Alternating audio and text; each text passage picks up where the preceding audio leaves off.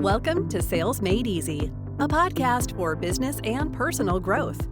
Now, here's your host, Harry. Systems and processes. That's what we're going to be talking today on the Sales Made Easy podcast with our great guest, Mike LeJeune, who is the president of Lighting the Path Training. He's an executive coach, a workshop retreat facilitator, and he's a guy that understands the value of having systems and processes in place so your business can scale. So, Mike, welcome to the Sales Made Easy podcast. What's a good word, sir? Good connecting with you again. I love this thing about Sales Made Easy because in my mind, sales is not simple, right? There's a whole lot of stuff that goes into it, but you're trying to constantly put these, like you said, systems and processes in place so that you can scale and you're not having to bang your head up against the wall all the time. Yeah, I mean, I think a real challenge for people is thinking about a system and a process, right? If you've come from like certain fields where you might be very creative, you might not necessarily think that you actually have a system in place. But in sales, like for years, I didn't really view it as a quote unquote system, but everything about it is a system, right? There is a sequence of events. There's looking for your ideal client. It's having conversations and what types of conversations and bringing them down a path, which is clearly a system. So with you, sir, what comes to mind where someone who has a smaller business and they're thinking they want to scale eventually? What advice would you give to people early on? Yeah, you're making me think about the time that I took over as vice president of sales for a company. I was a sort of a business unit manager. So I was a startup. I was starting up a brand new division within a company, and the VP was being replaced, and they said, "Let's go hire one." And then one of the managers looked at me, looked around, and says, "The person you're describing is Mike." And the CEO at the time looked at me and goes, "My gosh, you're right. Mike, I want you to take this job on, and I want you to go in and teach people to sell like you sell." And I went, "Cool. How do I sell?" Because I'd not gone to a sales training course, and it was just something that kind of evolved over time. Yeah. You make enough mistakes that I'm not doing that again. Right. And what I found was that for me, and when I think about this from a sales standpoint, for most businesses and business owners who may be listening in on this, find a process that works for you. For me in sales, the foundational sales tool that I found over the years is called SPIN, the SPIN selling process, Neil Rackham's book. And it transformed the way that I thought about growing business. And the reason for that, it moved me out of pitch mentality into questioning mentality. And I think that if I were growing and trying to scale a business, you have to really move into that mode to be able to look at its situation and ask questions about not just the client's needs, but also about what you're trying to deliver, whether it be product or services. And every aspect of our business is driven by a system. The question is how effective we are. If you think about, you and I were talking about McDonald's, right? They have a system. They've got a system of, first of all, of producing the product, but they also have a system of being able to bring customers in the door with their outreach. Unfortunately for me, their system was predicated on giving kids toys early on. Right. My daughter wanted to go to McDonald's, not for the food, she wanted the toys, and we lived at McDonald's. Yeah. But they have a system that's in place with that. Yeah, so good. And I love the book, Spin Selling by Neil Rackham is incredible. And it's still valid today. I mean, it totally is. Right. It's called Overarching Principles. It's like your Selling with Dignity book. All right. Yeah. It's foundational truth that is overarching principles. It crosses industries. It crosses timelines. It's the same thing when you look at spin selling. And when I think about it, you're asking about putting systems and processes in place. The focus needs to be on leading indicators versus lagging indicators.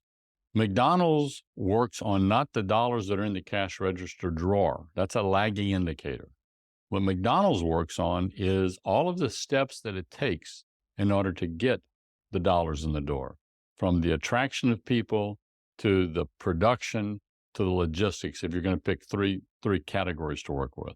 All businesses have steps that you take in order to produce the end results. And what happens is most of us, not only for ourselves, we focus on the lagging indicator, but what we don't do is we don't develop a culture within our organizations to have our team looking at what are the things that it takes that we need to do with excellence in order to be able to achieve whatever product or service we're trying to draw. What are the steps or stages we need to go through so that they can push themselves? So I don't have to be walking around like the lion tamer with a chair and a whip trying to get people to do things.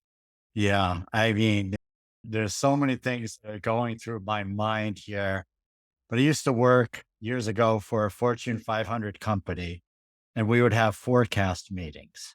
And I was not a big fan of forecast meetings because the best numbers were always in the forecast, not in the results. Mm-hmm. Right. And so people played the system. And I think that was a challenge, is because it's real easy to play the system and you can't get inside every deal. It's pretty difficult to do that as a sales leader. There's has to be some trust, but it's pretty easy to pick up on the, for lack of a better word there, as to what's going to happen and what isn't.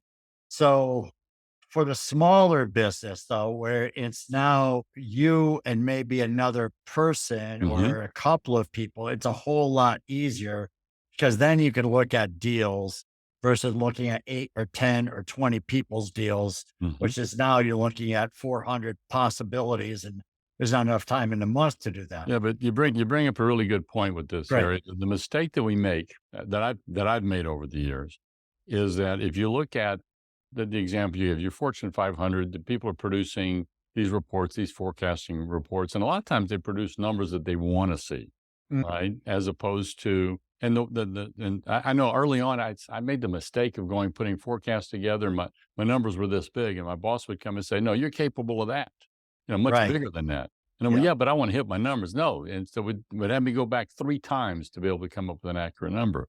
What I found over the years, and what I encourage the people listening to or watching our discussion today, is think in terms of what I call pulse points. And what I mean by that is you talk about the deals that you're trying to manage. In every transaction, in every business, that there are pulse points that if these 3 things happen, it moves toward a successful conclusion. In the recruiting industry that I spent over 25 years building executive search and staffing companies, what you have is that nothing happened unless a presentation was made of a candidate to a client. And then nothing happened unless a candidate was interviewed. Those are 2 pulse points. Now, if I came into work every day and I looked at the submittals that were going out and I looked at the interviews that were taking place, I could tell you very quickly what's the temperature of the revenue stream for my company, the future revenue stream.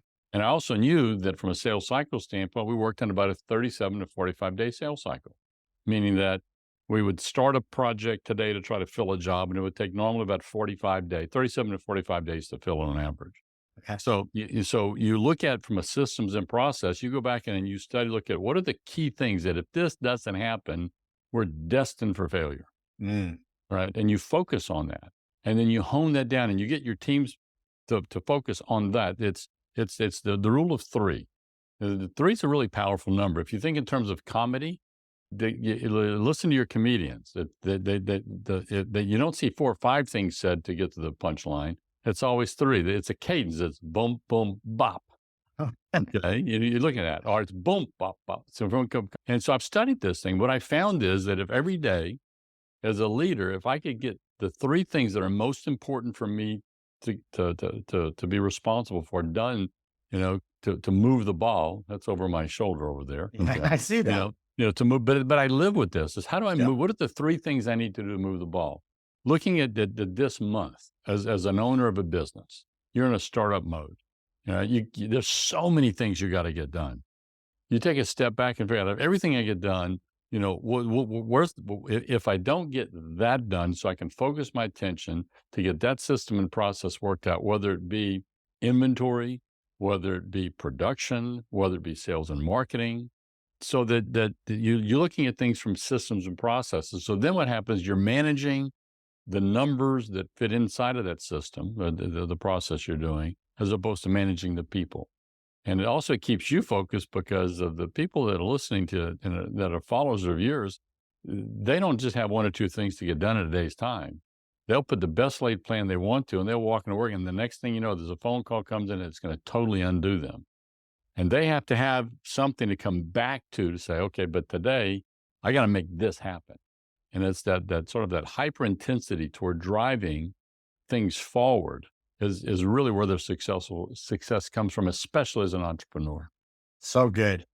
Okay. So now that I have you, and your mind is clearly is different for a lot of reasons than mine, I'd like to hear from you the value of a entrepreneur or someone starting a startup, about them being the salesperson, them selling. Yeah, it's critical. Right. Okay. So talk to me about that, and maybe how do we help that person become more system focused, if you will, on sales? Sure. Three steps that I think that if I'm owning my business, because I'm not hardwired to be in sales. I'm hardwired to be customer service. That's looking back. I didn't know that. Right. I made a career in sales, but looking back on it, it was because I had to just push the heck out of myself. But what I found is, and the coaching that I do with somebody who's a business leader, is that the first thing you have to look at is that you can't be doing it all by yourself. So you got to constantly be thinking of, what's my network? I got to every week, I got to build my network, my connections of people that can help expand my reach. All right. And what I mean by that is you want to have a banker, a CPA, and attorney, but beyond that, if you're involved in some service sector, who do you know who may actually even be a competitor? Are you involved in a trade association so that you have opportunities every month or every quarter to step out of your business so that you can work on your business and not be trapped in your business? So you're constantly trying to expand the network. Number two is what I found, that in most, especially if it's a service-oriented business, you'll find that a large percentage of your revenue is coming from referrals. If you're running a quality service business, it's going to be probably the largest revenue stream, not 100% of it, but a large part of it.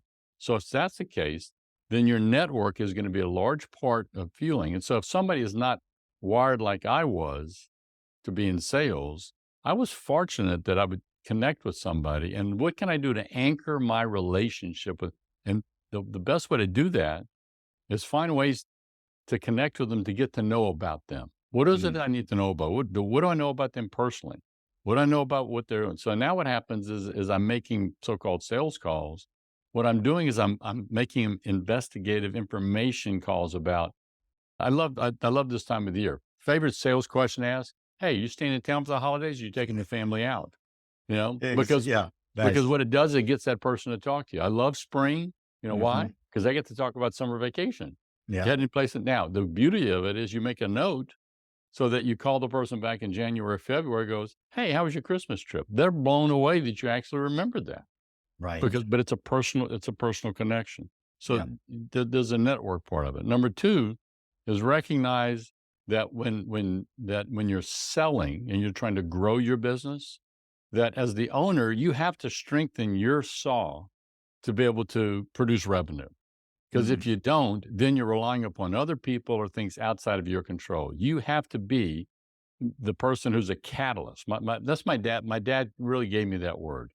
He looked at me one day and says, Mike, you're a catalyst. I'm going, Pop, I didn't even know you, from South Louisiana. He spoke French before he spoke English, but he's a really bright guy.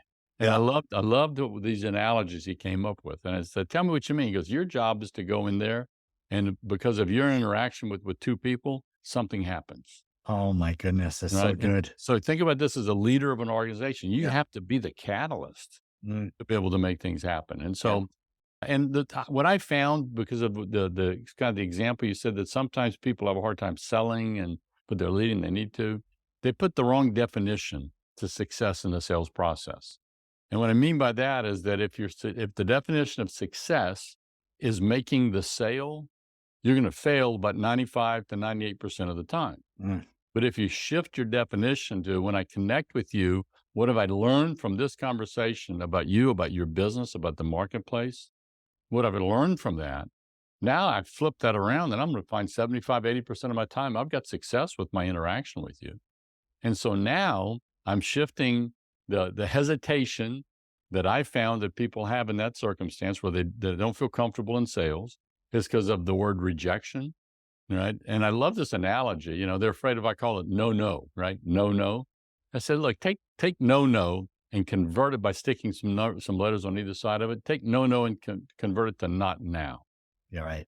Right. Because what happens is I'm interacting with you today and we don't have time to go through the list of opportunities that I was able to bring to a successful conclusion that literally took weeks, months, some even years. Right. But they have a tendency to magnify themselves.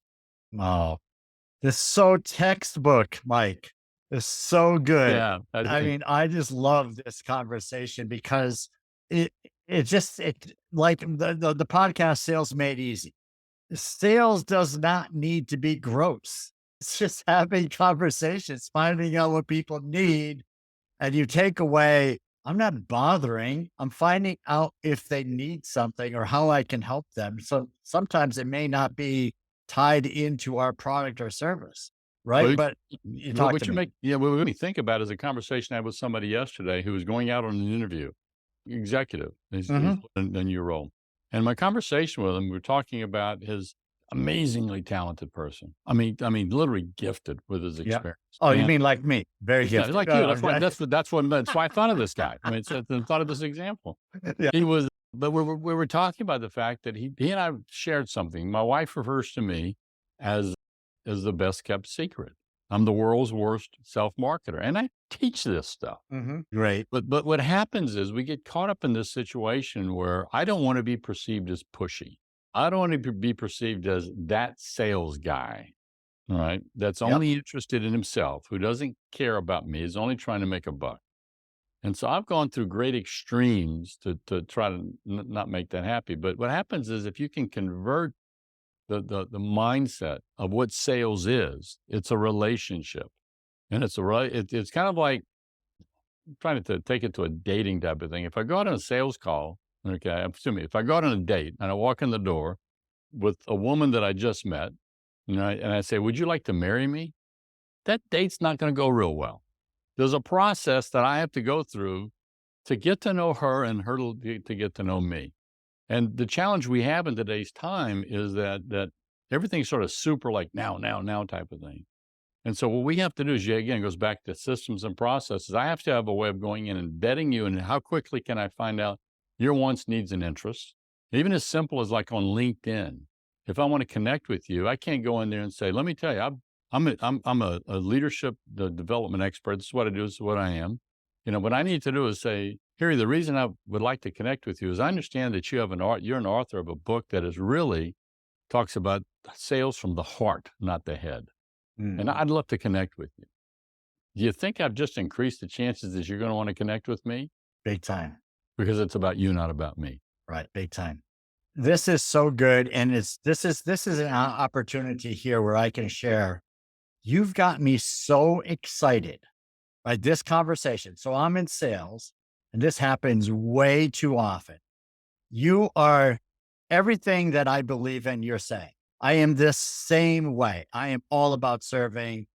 I do not want to be viewed as a pushy salesperson. I will hold back longer than most people will be to ask for the order. I'll still ask. But the thing that I was thinking about here is that I feel my body. I feel the excitement hearing this.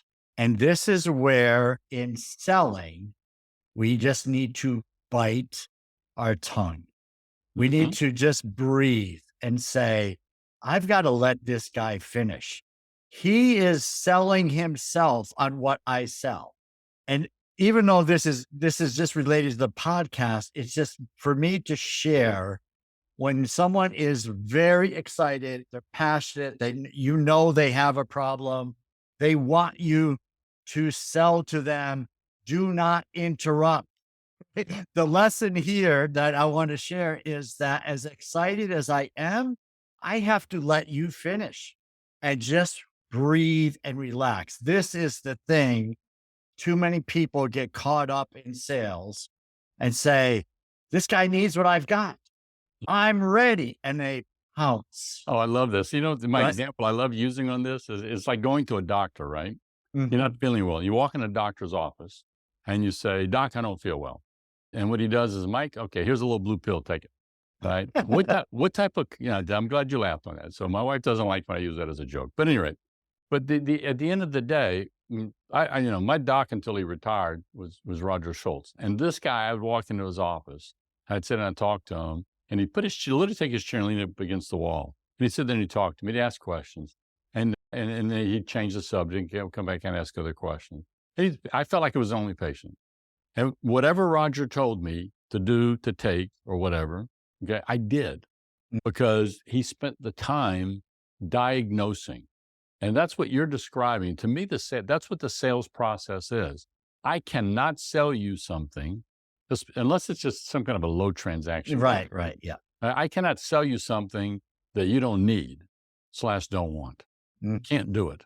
My job is to go and understand what you want and what you need. And that's what you say, that they sell themselves. I'm not sure as much as they're selling themselves as you're discovering what their true, issues are. And so the roadmap becomes evident to both you and them because you're able to share information with them that fits in line with their decision-making process. Yeah. And then to me, that's when we're trying to scale a business, we're trying to attract customers. That's the art. That's the space we need to play in. Yep, exactly. I was talking to someone earlier today and they said, well, the owner could always outsource the sales. And I, s- that's always an option, but you lose, like you mentioned. Well, I'm going to ask you, what is the downside of doing Oh, that? it's huge, Yeah. especially when you're a startup, especially now. In today's time, there's resources that you can do. You can go in and you can bring in call centers. You can do other things that are lead generation magnets. That's not outsourcing sales. That's outsourcing the attraction or the development of leads, which is more of a transactional. It's a grinding type of thing. And I think Yep. there's some merit to there's some merit in that if it works with you. Yep. But you're still responsible for taking and formatting and being able to drive. Today's automation. Can you automate the sales process? Yeah, probably. For a few businesses. Most businesses you can't. You have to have somebody shepherding that. And so to me, as a business owner, right, I have to be the tip of the spear, which is the person either driving the lead generation. I got to drive the lead generation. Then I got to drive the follow-up process. I got to be the person involved in each one of those stages to make a decision of where do we now put a human mind from my company in, pull it from outsourcing and bringing it in-house. I'm not old school, and you aren't either. I mean, because it's like, I got more technology in this room. I no longer have an office. I got a studio. So I'm a huge believer in that. But if your business has any type of service aspect of it, where you're interacting a human being to human being in some form or fashion, you got to be very, very careful about making sure that you're managing the integrity of the interaction that you have with the prospects and customers that you have, so that you're building trust with all transactions. And you only do that when you can move from a pitch mentality into a probe mentality through the sales process. Yeah, beautiful. And what do you suggest for the entrepreneur who's great at a craft, maybe is a marketing genius, maybe whatever, is a great accountant, and they start their own business and zero sales, not zero, but limited sales skills? What's your suggestion for those people who have never really been in the selling side of the business? Yeah, the example you give is like is an accountant who has minimal sales skills. That's where the network is going to become just that much more profound.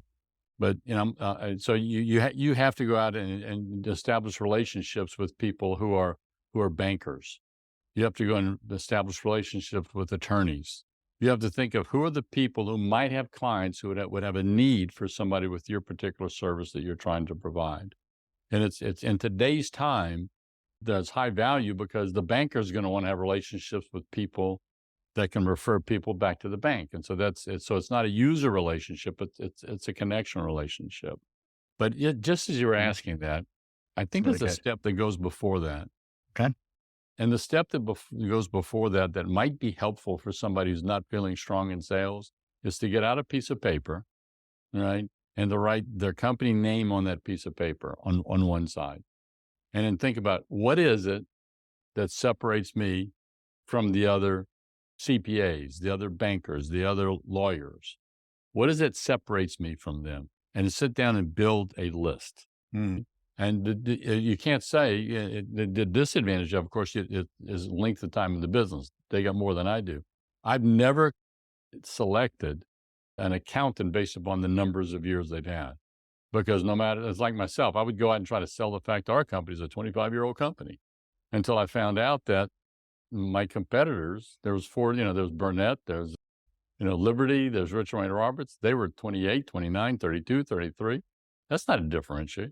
Right. It has to do with trying to find out from a value standpoint, if I'm a CPA, can I narrow the market down and go after a niche that will help me be able to service the clients in a better way, because I just simply know a little bit more about that, particularly the type of industry, geographic location, tax issue, something along those lines. I love this. I'm a guy that I met recently, Walter Bonds, played for the Mavericks. He's a professional speaker.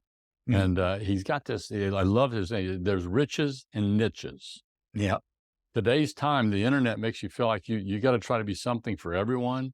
And it's the exact opposite. Seth Godin, one of the global leaders when it comes to marketing. You know Seth's name. He's the one who said, build a list as big as you can. And now he says, shrink the list as fast as you can to find as few people as you can who really, really believe that Harry Sprite is this is the guy I want to listen to. Yeah. Build that community out, get that connection out. Wow. This is so good. All right. So you have hit so many home runs here, Mike. I certainly appreciate it.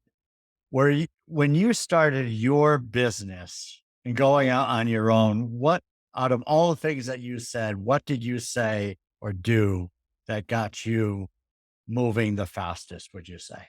Can I edit the question and answer the question? What do I wish? You can edit all of my questions because, they're a little choppy. No, that's not it. I want to flip in the other direction. It goes back. What I wish I did earlier than I did now, because once I started doing it, it started moving. Yeah. And it goes back into, do you have a CRM system? Do you have a customer relation base? And I don't care if you're a fast food place. It doesn't matter what you are.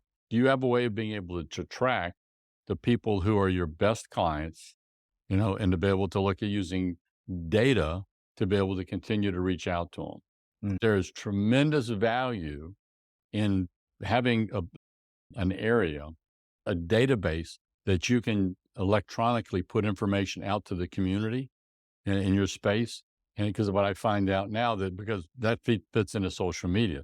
Now, whenever I've started this year, I know I've got gray hair, but guess what? I'm doing reels now. Okay? Nice. I'm doing reels. And what's happening is the number of people that are seeing them it's growing. When I first did it, I think my brother and my cousin only saw it. But as I feed it into my database, it's starting to take off.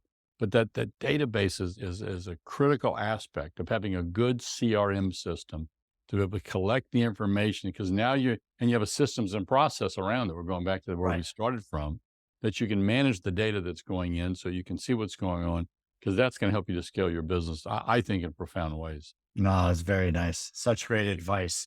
You are right up there with wisdom like ChatGPT, sir. I mean, just a little humor, but it's funny. I put in with ChatGPT 4, what are the things that a business really needs to do from the beginning? And website, CRM, email campaigns was right at the top of the list. I mean, I don't remember the rest, but it's just, you nailed a lot of that and just tons of value in this conversation. Definitely have to hit rewind if there is rewind anymore, but replay back, to hit that back arrow and replay a lot of this because there's tons of value in it. So Mike, where can people find more of your brilliance, sir? You've used the word wisdom and brilliance. My brother would argue with you tremendously on this. I just need to know that. So I'm going to call him as soon as I get off of this call. The name of my company is Lighting the Path. So you can pick me up on the internet at lightingthepath.net. You can also catch up with me on YouTube. I've got a YouTube series called Strategies for Tomorrow's Leaders. And you may actually, if you go and look in the last couple of months, you may find an interview that I've done with this famous warrior by the name of Barry Spate. So that was one of my favorite interviews. So I've got that. And then also I'm on Spotify. I've got a podcast series also. So look, and you can find me on Amazon because of the book that I wrote called Equipped to Lead: The Extraordinary Power of Emotional Intelligence. This guy is omnipresent, folks. I want to be like Mike. Or was that about another Mike? But that's another anyway, Mike. That's another. This has been great. We'll put a bunch of that in the show notes for everyone. So great stuff, Mike LeJeune. Keep up the good work and inspiring people. Great, great, great stuff. Harry, enjoyed this tremendously. Thanks for the invite. You got it, man. Talk to you soon.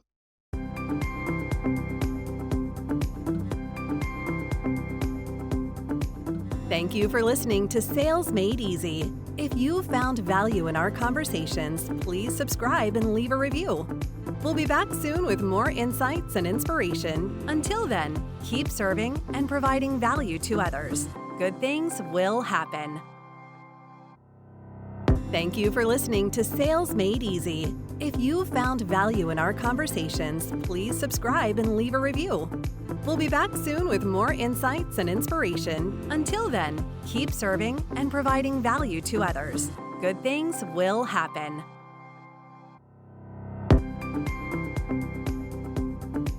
Thank you for listening to Sales Made Easy. If you found value in our conversations, please subscribe and leave a review. We'll be back soon with more insights and inspiration. Until then, keep serving and providing value to others. Good things will happen.